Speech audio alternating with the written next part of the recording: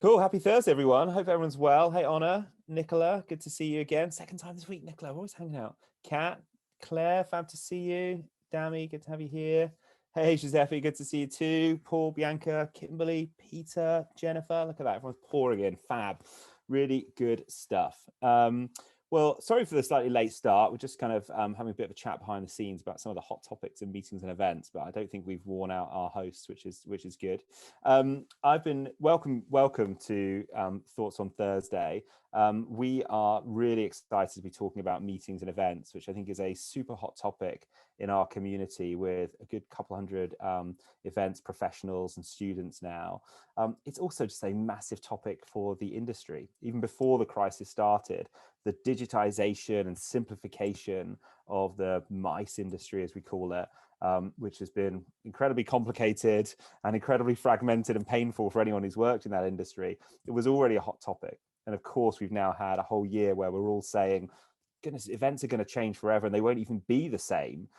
So what are we going to do in this virtual space? And of course, more interestingly, perhaps this hybrid space where some people work virtually and some people turn up in person. I'm delighted I won't be saying too much more. I wanted to invite two fabulous co-hosts to chat with us this afternoon. One is Mark from the Student Hotel. And I came across a concept of theirs on LinkedIn a good kind of 8 months ago, where they were building almost media studios out of their meeting spaces, just recognizing this was not a flash in the pan, this is here to stay. So always great to have hoteliers saying, this is what we're really doing. You know, this is actually how we think things are changing. And then delighted to have Carla here from CVent. So again, Carla's really strong hotelier background. She can do her intro, but has definitely done her time in hotel chains and on property. And now at CVent, which many of you may know, if not, get familiar, probably the world's leader of a kind of meeting technology and the supply chain around the meeting space. So delighted to hear more about these two initiatives. So usual format, I think pretty much everyone's been to Thoughts on Thursday before. Each of our speakers is just going to take 5 to 8 minutes and introduce themselves, deliver some thoughts on some of the hot topics in the industry. And then really it's over to us, just a chance to Q&A and just discuss the topic and see where it goes.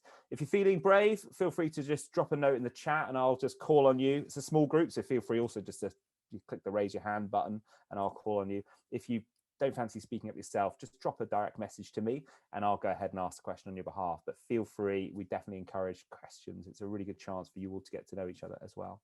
So without further ado, I will turn over to our guests. We didn't really talk about who was going to go first, but why don't we start ladies first? So Carla, if you want to take the floor, it'd be fab to hear from you.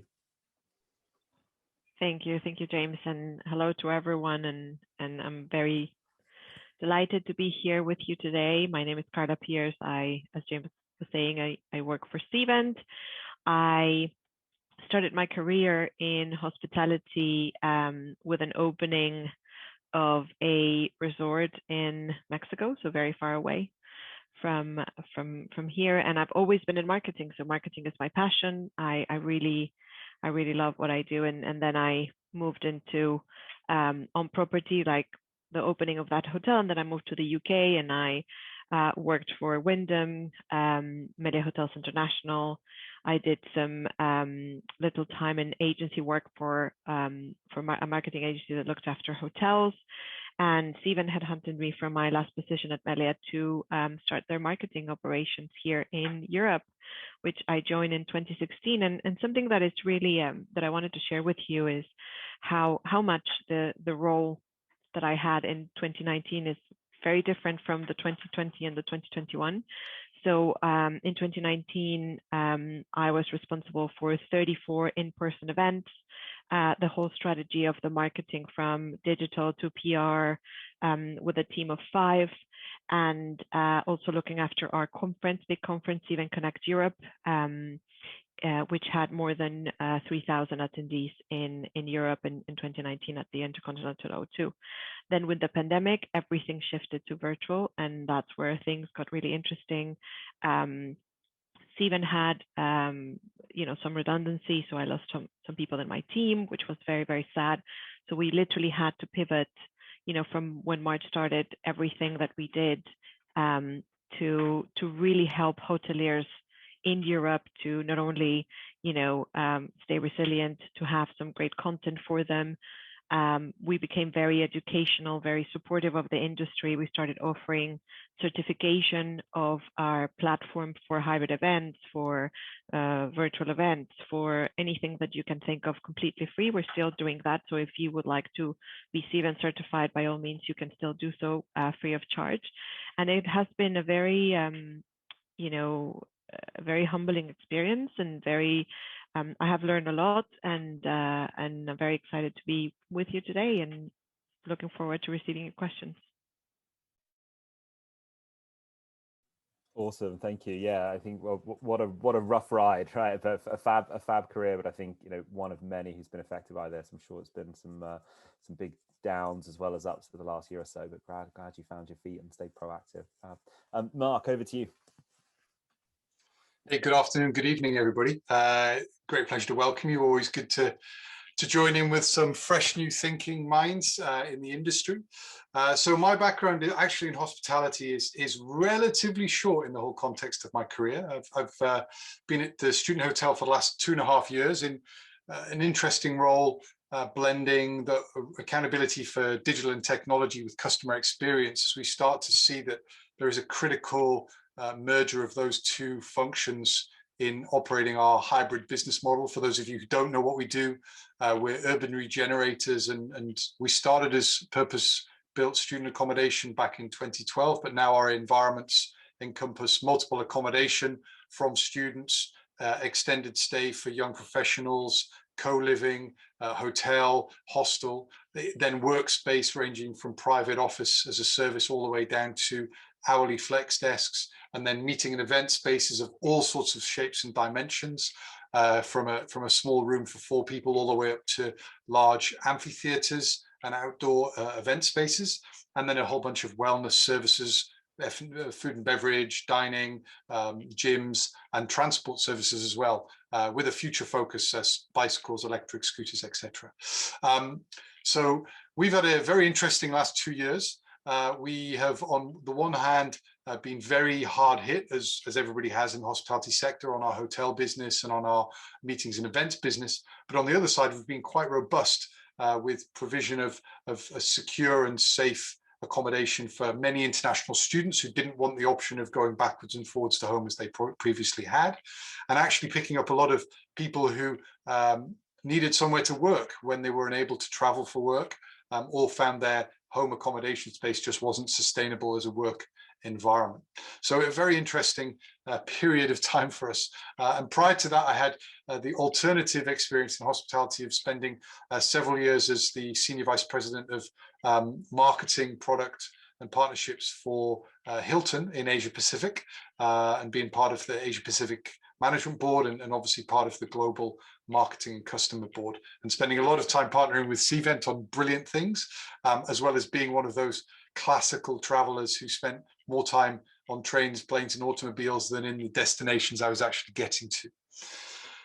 So to set up, I gave some thought of a couple of minutes provocation for this, and my outlook on where we are today and where we're going. First of all, I think if you look at human behavior, in all contexts of life, human behavior is going to change as a consequence of the lived and learned experience we've all gone through across the world in the last 18 months, and what's clearly likely to continue, I expect, for another 6 to 12 months ahead. The whole concept of networking and our own personal networks are completely redimensioning. It's very interesting. This morning I spoke to somebody who said he's never spent so much time talking to people from other continents as he has in the last 12 months. And he actually feels hugely enriched from that, despite the fact his actual travel has ground to a halt compared to the level of travel he used to undertake and the level of conference and meeting participation he used to attend. I think it's very clear the nature of travel and therefore meetings will change. I think those societal, behavioral, economic, environmental drivers are all going to push us in an alternative direction. I sense that people will seek things when they do travel and they do go to meetings and conferences to be at a deeper, more purposeful level, and in all probability commit to longer durations, but with a lower frequency. I think venue providers, whether it's ourselves, as just but one of many variable environments to support meetings and events, all through to the Cvent team who are unique specialists at it.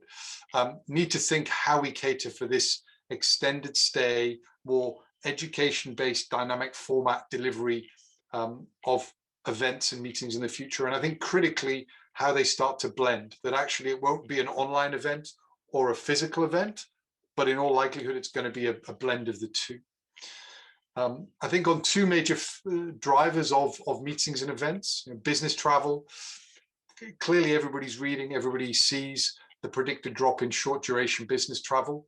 And clearly, what I had when I was in my late 20s and early 30s, that badge of honor of saying you were up at 4 a.m. to travel for 6 hours to get to a meeting and you'll be home at midnight, I sense is going to die off and go away, both from the individual's desire for more life balance, but also companies, and ours is, but like everybody else at the moment, saying, we're suppressing our travel costs down. And we're also conscious of carbon footprint and sustainability. I think we've all seen the explosion of short form meetings and events like this one, where we come together for short durations of bursts, interactive online, and then continue those interactions at distance afterwards, which is clearly bringing heavy requirement on greater high quality broadcast. There's only so far you can go in a Zoom call with everybody with their home halos and webcasting cameras before you hit a barrier in terms of the richness and interactivity. I fundamentally believe the large format multi-day events for business are going to grow and grow and grow. And I also think the other trend that may come through is multi-location events, where there might be gatherings in different countries or continents, but that are interconnected at the same time to allow people to network and connect with one another without the whole world traveling into a same single location. And of course, again, that will bring heavy requirements on broadcast and engagement platforms. And I think the second thing that's a trend, which obviously we're at the heart of, is that education is in transition. In very short time, digital learning has really pushed through to the forefront, even before the pandemic, and the pandemic is now just doubling down on that. And academic institutions need the ability to now teach with more social distancing. They need to be able to deliver blended and online learning in a better way than before. They're also needing to adapt to people now wanting to learn in short form bursts rather than committing to multi-year part-time study or full-time step out of your career study. And then I think the other thing that's really interesting for us to think about is how online fatigue is kicking in. I've just been on Zoom and Teams and Google Hangouts since 7 a.m. this morning.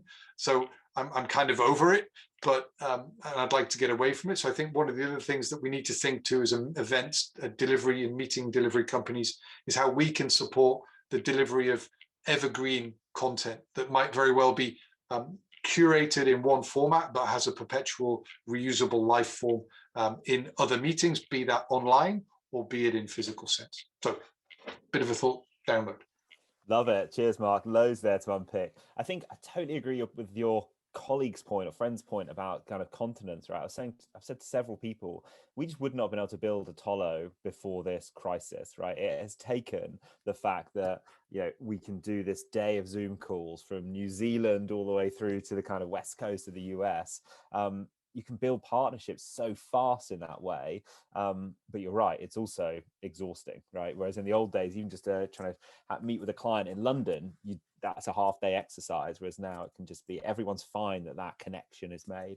And I also think it's really lowered the bar on just grabbing time with people, right? It's easy to just grab half an hour with someone. And likewise, if we dragged you to an event late night on a Thursday, you'd probably be like, actually, I've got other things I need to do. But the bar of kind of connecting and meeting is obviously much lower. Really, really interesting.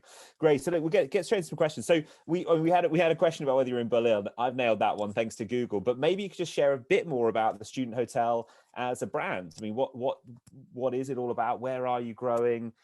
Who's your audiences? I mean, I'd love to know. I guess it's not just students, so it'd be good to know a bit more about. Absolutely not. We realize actually our original brand identity is a bit of a barrier.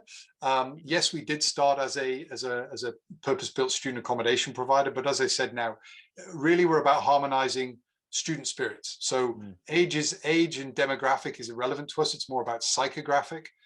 We're looking to pull together people into communities within urban centers of renewal that tend to be in the major cities of Europe, where they can come together to live, to work, to learn, and to play. And with any blend of that they so fit. So whether you want to come and stay for an hour and have a coffee and hang out, or you want to come and live with us for a year, or you want to come and sit and run your business with us for multiple years, you're all welcome, as long as you're very clear that we're about breaking down barriers and creating that truly engaging community. So where we have students doing internships for some of our co-working company residents, we have major corporates who have extended stay residency when they're sending people out, tends to be the younger professional team members on assignments, and while they're there liaising with the academic institutions that share our space to do some research, do some product development, do some customer service interactions. So it's really about a hybrid blend. It makes my life very, very complicated from a technology perspective. There are many days in the middle, usually on a Wednesday, where I wish I was just running a hotel with worrying about heads on beds and dining, as opposed to all of these different dimensions.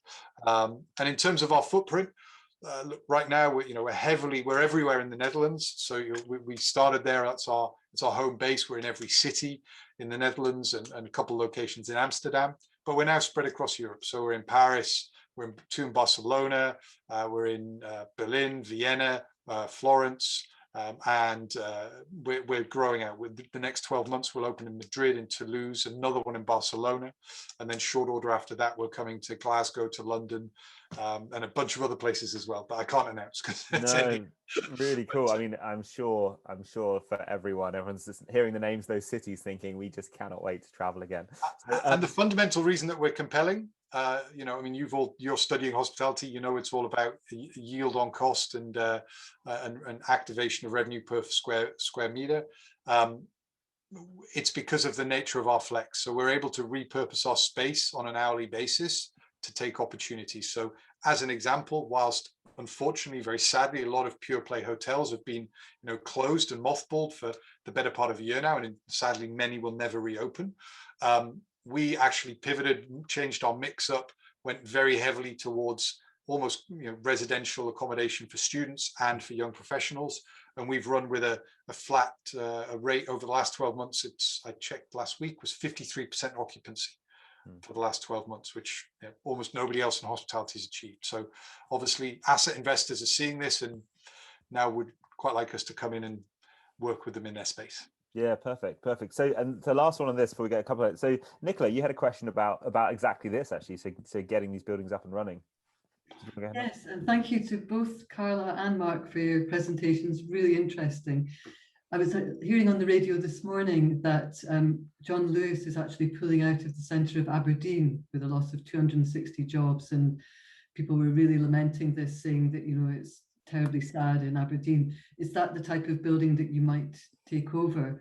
And basically, how do you source those urban buildings that you generate, and what issues do you encounter when changing these uses?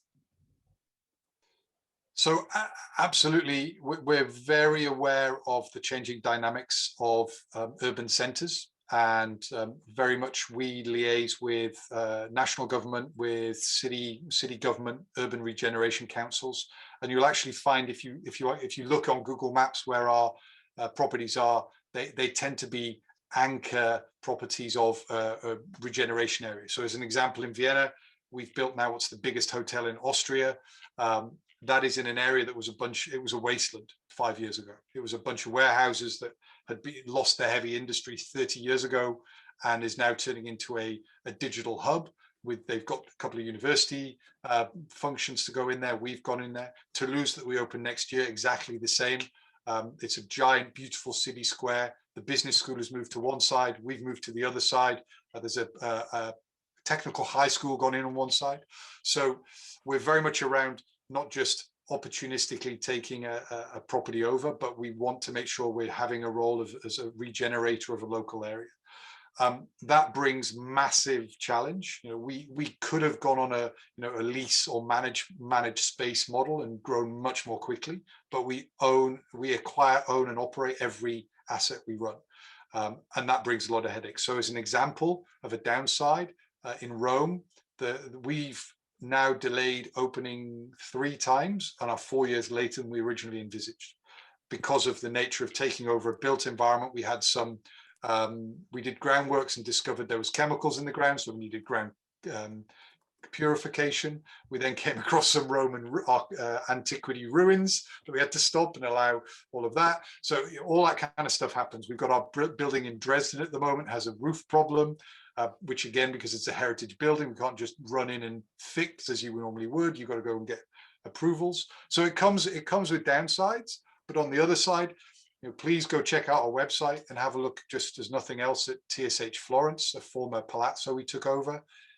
I mean, I still shake my head whenever I visit that place and go, compared to what I had as student accommodation or as a young adult in accommodation, if those options had been open to me, I would have been deliriously happy. I'm still very happy when I go there and stay on business, let alone leisure. So hugely challenging, and it does have its downsides. And I can tell you, with our investor board, we talk at least every 6 months about whether or not we should just make our lives a bit easier and go for a managed space model and work with those spaces which are more purpose-built and just looking to flip brands. To your question on John Lewis, I think it's a really interesting one, way beyond just TSH. I genuinely believe, and my wife, by the way, works is a retailer before she became an amazing domestic goddess and mum. So I've got a lot of muscle memory on that for her download. I genuinely think that certainly in Europe, there is a point where this is where Europe has to come together and start to think about what are they going to do with their urban centers, because John Lewis is one of many that are, they're downsizing and they're just not going to come back. And they're not going to come back because of our behaviors that are now learned that says, why am I going to traipse into town to look at a limited stock of things? They might not have my size, when I can sit at home one evening with a glass of wine or a cup of tea, search, have everything sent to me, try on 5 sizes, send the 4 back I don't want, and I'm done. So we've got to think that retail is not going to be the heartland of city and town centers anymore. And my other reverse of that from a personal view is, I think what we should think about them becoming is social centers, of almost going back to, and as people's living space in cities diminishes for all of the cost base and people are not going to have home space to entertain, I think that the desire to go out and entertain and meet will grow. So that's how people have to think about these things, and start to reimagine city centers. Yeah, really interesting. Loads packed up there. Someone sent me a kind of question just direct, and I know there's a couple more in the chat. Where it's so easy to connect now, kind of topic we've covered, how do you make sure connections are kept authentic and meaningful? Maybe Carla, you could take that, because you've obviously transitioned Cvent from this huge experience, but tech's always been part of what you do. So good to get your thoughts. Yeah, no. So I wanted to explain a little bit more of, usually when people in the hospitality industry talk about Cvent, they just think kind of like what we do, or what I do on a daily basis, which is to help hotels and venues and destinations all over the world get more leads on mice, more RFPs, more business, more revenue. And also we acquired Lanyon in 2016, which they do business transient. So we also cover, from the 3 segments of hospitality, leisure, business travel, and mice, we cover two of them.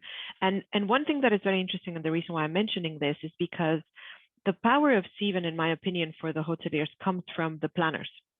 So we have a lot of data on what planners are doing now, what are they thinking, how have they pivoted all their meetings and events. And I know that there's a question in the chat of, how do you focus online meetings and events, and how do you create better engagements for the attendees at home? And that's a great question for us that we kept asking ourselves, right? All of our events, as I was saying, they were in person, like many people in the world.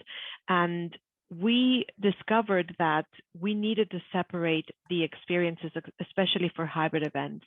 We needed to create, just like, we put the normal hybrid events that we've been attending for years, like the BAFTAs or the Oscars or the Grammys, where you have an audience at home. They're equally thrilled to see their artists perform, to see their speakers going to stage, but you also have people enjoying the same show. So the first thing for us regarding engagement is to treat the events differently, to have those two experiences, the people at home and the people online. And that is something very powerful that we always come back to, because you know, I'm gonna give you a couple of resources. You know, the trends that we have seen in hospitality for meetings and events. I just pasted it now, and we talk about how, you know, the pivot of technology, the venues really going above and beyond to get new trainings to kind of pivot the way they talk to their buyers. And this is where we have been giving back to the industry as much as we can on data and how the industry is coming back. Certainly we have seen, especially for the UK, a surge in requests for proposals or RFP in the second half of the year. The same with places like Germany, but something is shifting. We have seen that a lot of the volume, or 80% of the volume that we used to see from outside Europe into Germany, or the US into Germany, or the US into UK, now comes from the same region, meaning UK for UK, Germany for Germany. And this is something that has been quite interesting for us to see. So engagement is something that we can talk a lot about, but I think it's worth mentioning that the engagement comes from the planning. If you plan from the very beginning the two experiences, this is where you really invite the two audiences to have their place at the event and to enjoy it in an equally manner, but not in the same way. Yeah, really interesting, really interesting. And I wonder, I guess, kind of, I can see how the planning could make a difference, but I wonder, are we just living at the end of an exceptional time, in that, to your point about Zoom fatigue, Mark, there's only so much we can ever do. You know, actually, we are kind of done now with everything being purely virtual, and therefore we should expect something quite different 12 months from now, when things are back to normal and virtual plays a different role in our lives. I don't know, Mark, if you've got anything, your thoughts on how do you keep virtual events engaging if you're hosting them? Yeah, look, I think there's two sides to that. So first of all, for those of you I didn't mention, you know, prior to being at Hilton, my entire experience was in mobile technology. And I still remember when my very first company I worked for was BT British Telecom, and I went to their innovation park called Ad Astral Park right when I started work. And one of my first experiences was joining in a virtual reality conference call. So I basically sat and could see holograms of other people sat in other rooms, and that was in 1998. So, you know, quite a long time ago. Now that still hasn't become normalized. So the one thing I say about technology is that there is, I would say, fatigue in using the current unplanned formats of video virtual interaction. I don't think there's fatigue at virtual interaction. And the proof points of that for me are, for example, look in the world where it has been planned in gaming. It is, you know, and I'm sure several of you on here are gamers to varying degrees. The uptake rate in gaming is extraordinary. And that's because the whole thing's been designed for it to be immersive while virtual. What we've got to work on in the technology sense is to make business video conferencing, video events immersive. And at the moment, it's essentially, I'm going to use it, we're doing it in a 2D where we need a 3D or actually a 4D version of that to make it something which people don't get fatigued from. Secondly, I think we will, as we go back to whatever normal becomes, we're going to blend this, right? We're not just going to all sit in our bedrooms and kitchens forever doing with false backgrounds that make our worlds look far more sexy than they really are. And we're going to start going back to workplaces, albeit I am a full believer that we're not going to go back to 5 days a week in the office and commuting and everything. So all that's going to just move forward at some pace.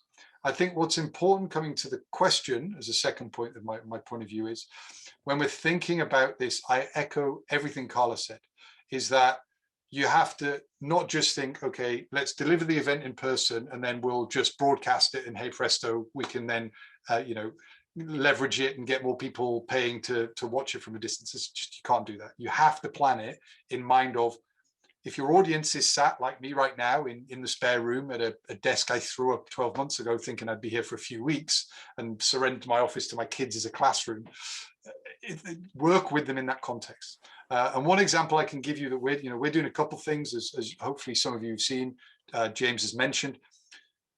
We got some of our clients starting to talk about this probably 10 months ago, 11 months ago now.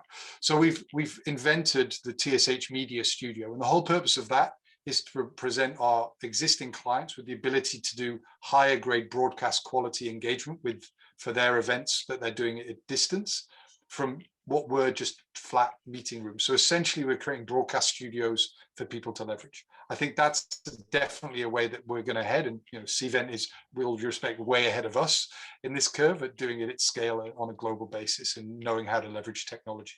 I think that's going to come through very strongly. The other one that's really interesting is we're starting to work more closely with some of our academic partners, and I'll use UvA, University of Amsterdam, as a case point with our Amsterdam properties. They have challenges, as all do, in how do you get your student body back in the classrooms that were never designed to have social distancing. So we've now passed over a couple of locations as now off-campus classrooms. But what was really interesting in negotiating and setting it up with them was the discussion that they envisaged more than half of their participants in any lecture or lesson would not be present.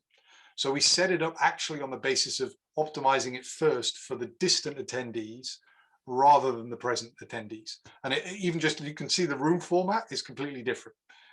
It's been designed essentially with a broadcasting like this with higher quality to the screen, to the audience out there, and with the physical attendees almost to the side. So in a kind of a theater environment, the physically present audience are in the cheap seats to the side in our common. Is that the wings? I think it's called the wings, right?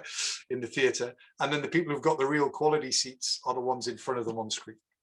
Got it. And I think all of this is going to be learned. And we didn't dream it up. We learnt it by test and learn. For us Brits, it sounds like BBC Question Time. You've got an audience, but it's all fired at the screen. It makes sense. It could be a new format. It could be a new format for us. Kat, you had a question. I did. Thank you guys for being here today. It's really, a hot topic, meetings and events, especially coming out of this side of COVID, hopefully. Also, Mark, absolutely love your background. I was very distracted by the naked people playing ping pong. So really, really enjoyed that. I was listening, I promise, but I might have only been listening 75%. My question is for either of you. For hotels and venues that don't have the availability or capacity to provide virtual or hybrid options to their clients, what advice do you have for them, or what else should they try and capitalize on? Carla, you want to take that one? Yeah. So one thing that we work with venues and hotels worldwide is we have a very consultative approach. And the first question, if I was sitting with that type of venue, is what is it that is your strength, right? So we need to go back to the drawing board and say, we've spoken to some clients that they don't have a huge meeting space to begin with, and then social distancing has made that space half of the space, and they have set up literally pop-up shops in the rooms where they have rented the space to have like local artists displaying their art, or just like Mark was saying, turn them into temporary offices or temporary accommodation.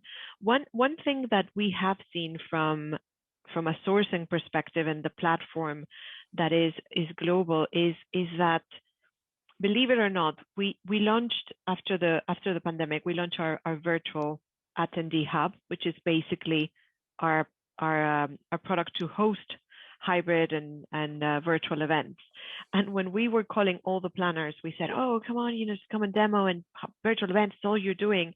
And we receive a lot of feedback worldwide to say, I do not want to do virtual events. I love in person. This is what I would like to do. So my advice on this type of venues is that there's always a way to meet. It could be at a restaurant, it could be a small space, it could be just a training for 10 people that could be done within the hotel. And there is a big congress and the big conference and the big boxy hotel, or perhaps the independent one, to do that. So my advice would be that to capitalize on, you know, the community that is around them. What is it that is happening there? Because everything is happening at a local level for now, and then business travel will resume.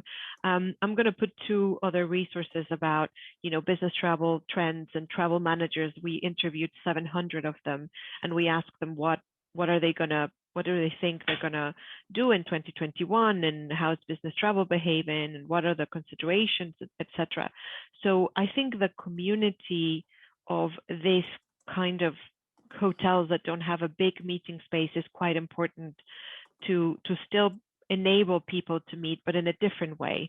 Not all meetings have to be huge. That's great. Thank you. Yeah, I like that. Mark? Thank you. Yeah, hey, hi, Katrina. Great question.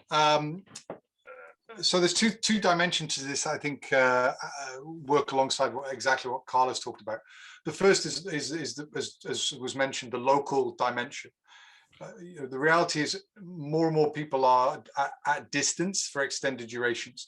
So even if it's just 2 people want to get together and just, you know, do creative thinking on a whiteboard, it's something that's just terrible in this format, right? It just doesn't work, right? So from that level, then all the way up to whether it's trying to get your team back together again, even if they're local, and just really thinking of, as we talk about it now, the drive market as opposed to the fly market. I think there's huge opportunities for imaginative thinking in venue providers to really just activate local audience who effectively, you know, like I used to do. I'm no longer flying all over the place, but I still want to connect with people, and I'd quite happily, you know, travel a mile to have something that just is enriching and stimulating. And that moves me to the second point, which is the question of immersion. I mentioned it in my opening sort of thought provocation. When people do travel, they're gonna, I think, especially business travelers, stop traveling is what I used to do, where, you know, if you ask me to put a pin in all the places in the world I've been, there's lots and lots of pins.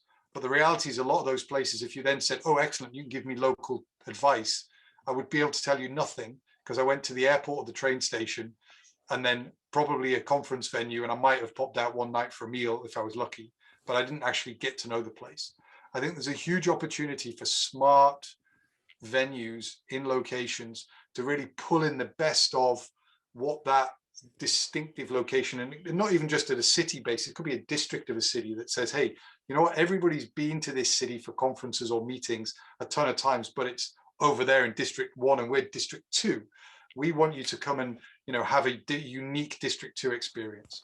And there's lots of people trying to do this. You know, I go back to when I was at Hilton, they invented the Canopy brand, which was trying to bring in the local area, very much local, couple of city blocks around where it was located, in these 2nd or 3rd tier locations in destinations. You know, we're trying to do the same. Lots and lots of others are doing the same. And I think any venue really has to think, how does it give itself a unique, localized flavor now, both in terms of what it delivers within its 4 physical walls, but can offer in near proximity.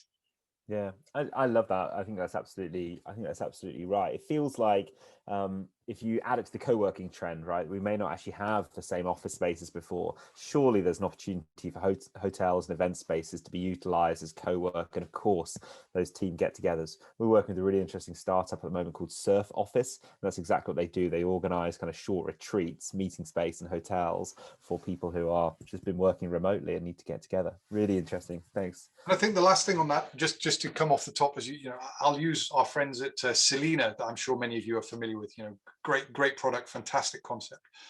This work lifestyle, not work-life balance, but work lifestyle is really coming to the fore now, where people are saying, you know, I don't see a reason why I can't choose to move myself around the planet to different contextual situations at different times of the year for my own livelihood, and still be able to fundamentally deliver my work, or for that matter, participate in meetings and events.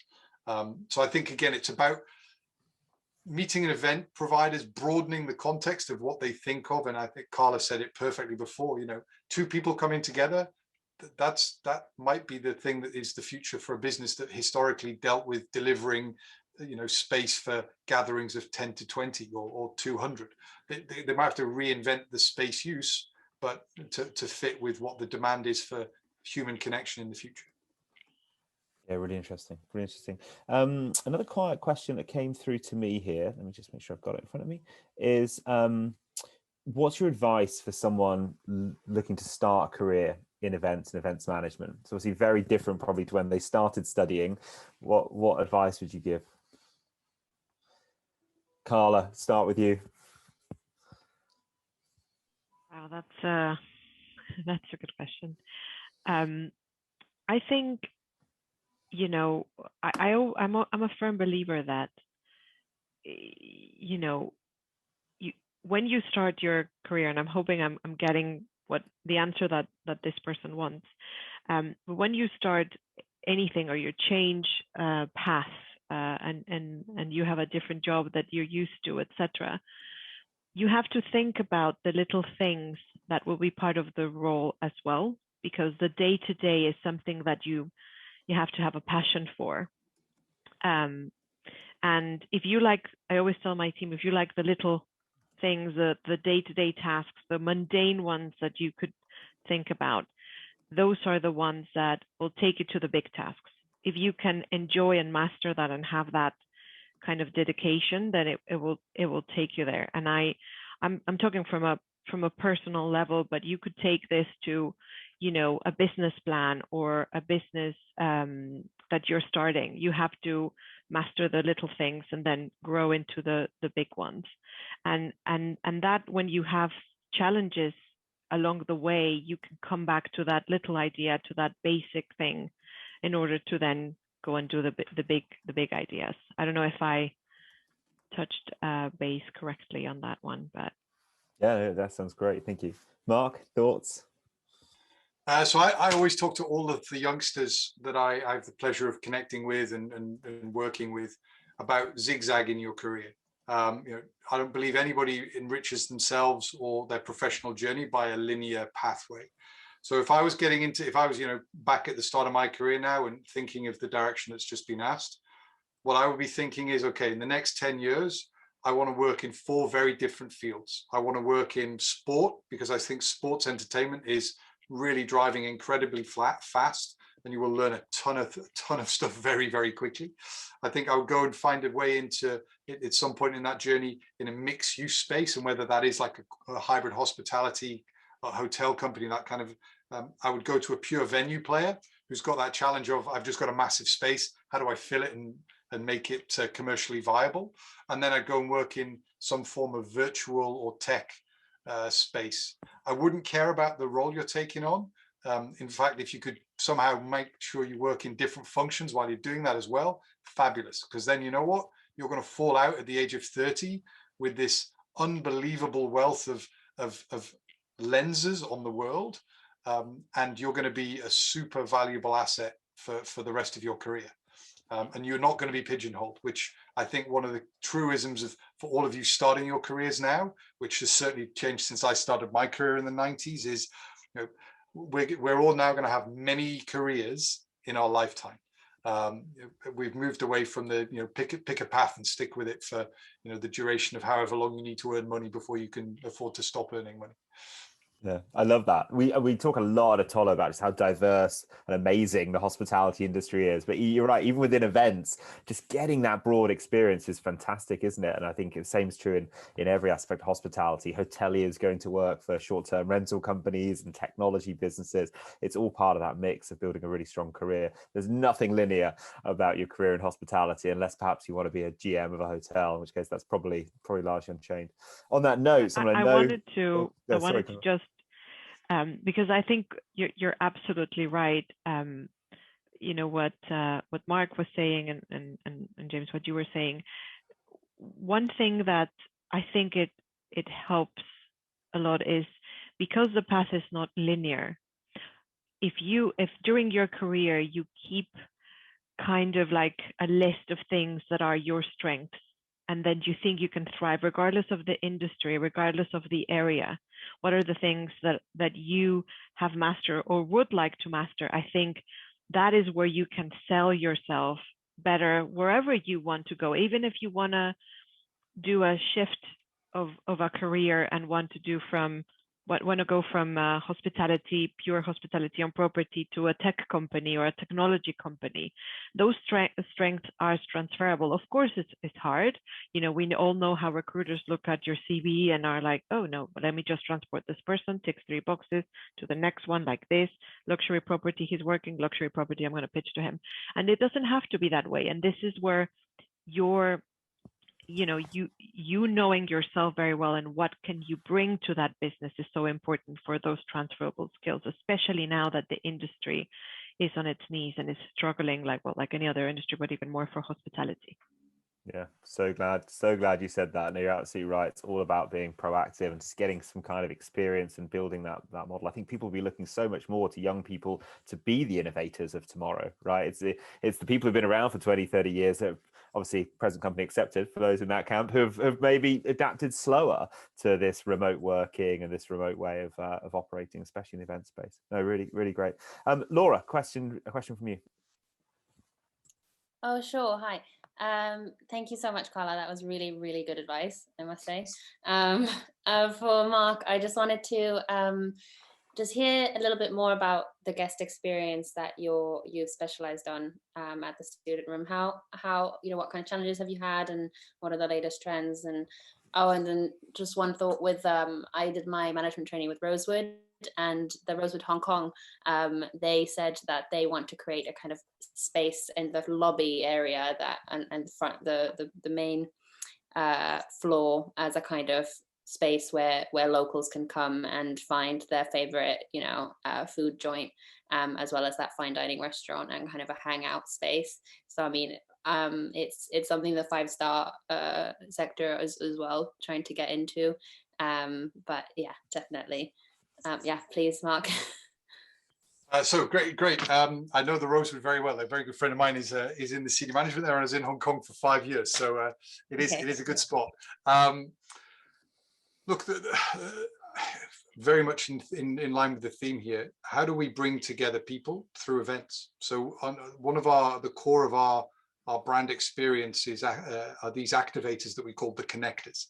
So these are individuals who are locals, and there's normally 2 or 3 of them at each property. And their job is to really get to know people on the property, the residents, if you will, whether it be the students, the co-workers, the young professionals in extended stays, the members of the gym and wellness programs, the frequent groups that come in for whatever.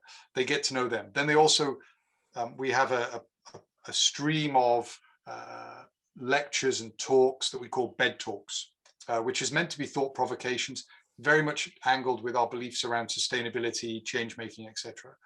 And what you'll find is, even if you book for one night stay, we'll prompt you that things are occurring. So you might be coming in for, again, a business trip. And in the old days, we all did it. You get in your room, you sit down and you burn through the emails. Our hope is that you go, you know what, the reality is, ignore the emails tonight, come downstairs, hang out with a bunch of smart kids, smart entrepreneurs, and hear about what somebody is doing in the food recycling industry. Might have nothing to do with what your business is about, but it's something that might give you some thought provocation, might just be interesting and take your mind off the work thing that you're in for tomorrow. Save you sitting in your room on your laptop doing emails, or sitting on your own in the dinner hall. And then we look at other things that are perpetual. So we have a Changemakers Challenge, which is where we bring students together with entrepreneurs who are in our co-working, and indeed guests can sign in and join in to come up with ideas to solve problems. So we're constantly trying to think, and we put an awful lot of pressure on our connectors to find reasons for people to come together, just to learn together. I love that. I need to steal that idea for a Tolo. I think I need to attend some of your Changemaker series. That sounds fab. Great stuff. Where next? Hannah, you had a question. Hi, yeah, I was just wondering, just a general question of how do you think technology will help with event organisers when with social distancing at events? Do you think there's going to be more innovative ways? I saw, I don't know if you saw that there was a festival that they'd tried in the Netherlands, I think it was, and they had about 1,500 people there.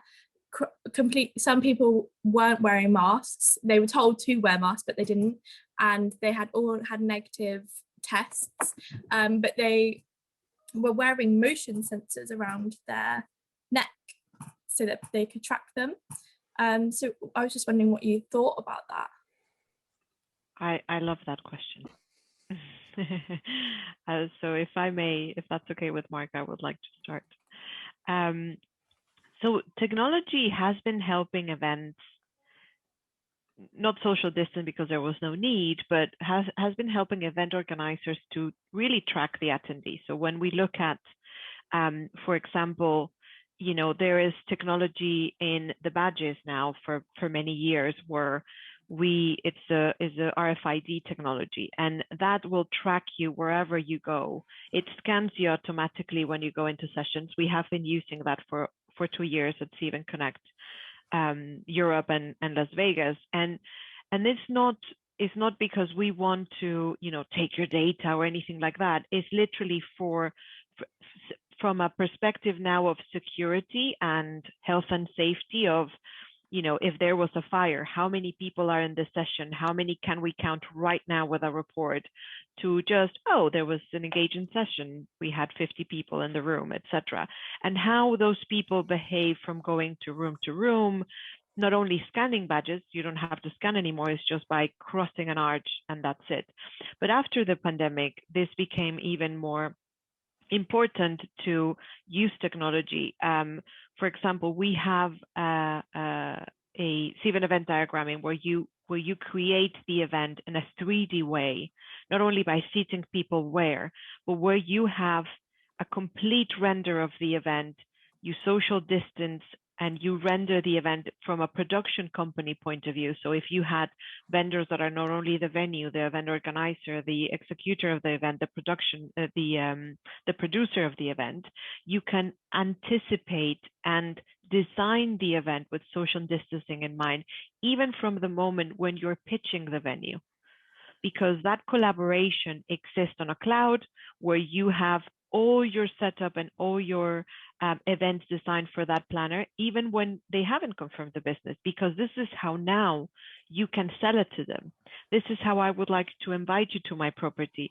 This is how we will station not only, the temperature checks, the bracelets, if you're going to use them, or in the case of that German cafe, the noodle hat to make people social distance. I'm just joking there, but technology is an aggregator to the experience. It doesn't replace a human connection. It's aggregating that power of engaging, of having the pulse of the event in real time of how people are interacting, and even before the event of how you can expect or predict or plan on how people will interact. I'm sure that those people thought that people would wear a mask in Amsterdam. They didn't. And because of the planning from the beginning of social distance and the room and the setup, it's much easier to deliver a better experience with the right planning, the right technology, including the safety of the attendees. Perfect. Cheers, Carla. And Mark, any thoughts on that? I don't know if you guys are thinking about anything around that in Student Hotel. Yeah, I mean, the one thing I would say is, again, Carla's, absolutely, the C-Event guys love everything they're thinking through and doing. The one thought I would just put on everybody is, look, I fundamentally don't think we're heading into this perpetual human state where we're forever now going to be swabbing and checking each other and wearing visors and masks and standing 2 meters apart, right? It's absolutely counter to human behavior, right? We are an animal that has a need for physical contact, for scales of intimacy and interaction. That's what we're all craving and missing, right? It's that natural response when you haven't seen somebody for a long time is not to stand 2 meters apart and sort of give them an elbow, right? It's to have contact. With the pace of which science is taking on this particular virus, I genuinely believe that in the relative cycle of business life and normal life, by 2023, we won't be doing all of these crazy weird ass things that we're doing at the moment to have some contact. We will, when we get back together, be getting back together normally. I think genuinely that probably there will be some format for entry to events where they're large scale that will require you to say, hey, I've been vaccinated and I'm clear. But you sort of, at some point, we've got to put it down, because let's all be honest about it. COVID is but one of many, many, many things that human beings can catch as a virus and can kill you. And God forbid we're going on the alternative pathway where we're going to start having everybody check for everything before anybody can do anything. Society's grind to a halt. So I do sense that at the moment, we're right in the middle of the storm, and another 12 months on, as the vaccine levels have normalized everybody's safety and assurance from it, we've hopefully suppressed the R rate and the spread rates, and the death rate already seems to have materially been sliced, as now we're seeing that the people who are being infected are the young, who are not impacted so greatly. So I genuinely think, and my one call out for anybody going in, certainly you guys starting your careers, by the time you're really into your career, by 23, I think this is going to be behind us. There's going to be, and then it's all of the things that Carla's spoken about, which is the more intelligent use of proximity, tracking, and interaction is really what's going to be of use. So what I would say is, if any of you who've got the opportunity in the next 18 months, is test and learn that type of technology while we've got this natural inclination to use it.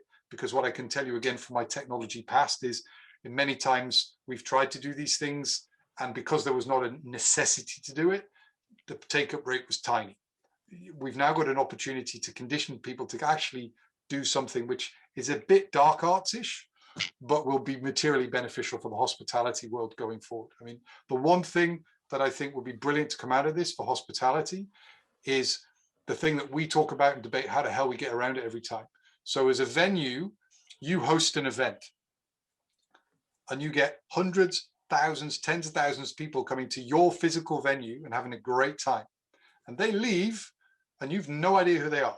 Who knows who they are the people who borrowed your space. That's a material fault line for a venue operator, which I think a lot of the tech that Cvent are smartly using, and will, I undoubtedly believe, promote very hard, is going to materially assist venue operators in the future. Really cool. Really cool. Thank you for that, Mark. That's absolutely fab. Yeah. So I think the answer is, don't overreact to the pandemic, but use this as an opportunity to do some fantastic things around customers and around bringing people back. No, that sounds fab. We do always finish on time, but I do just have to finish with one last question. Really simple, kind of one sentence answer, just on a personal level. What's been your biggest takeaway from the pandemic? Positive, negative. We've obviously survived and made it here. We'd just love to know personally, what's been the biggest kind of takeaway from you? Don't mind who goes first. Carla, do you want to go first? Ladies first again, or? Go ahead, Mark. Okay. The one big takeaway is actually the fact that, because my kids, I've got two young boys who are 6 and 4, who obviously school was closed, so I had to work out how to modulate my day to support my wife to be a homeschooler for a good part of the day, and then run a corporate role on top of that.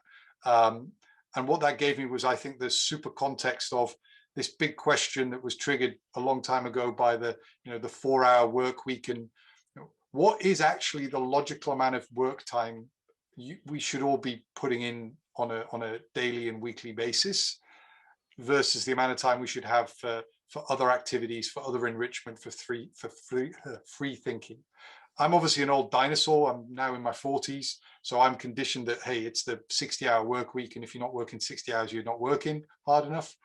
What I'm very optimistic about is some of the sentiment that's come from the Gen Zs of the world. Mm-hmm. Is no.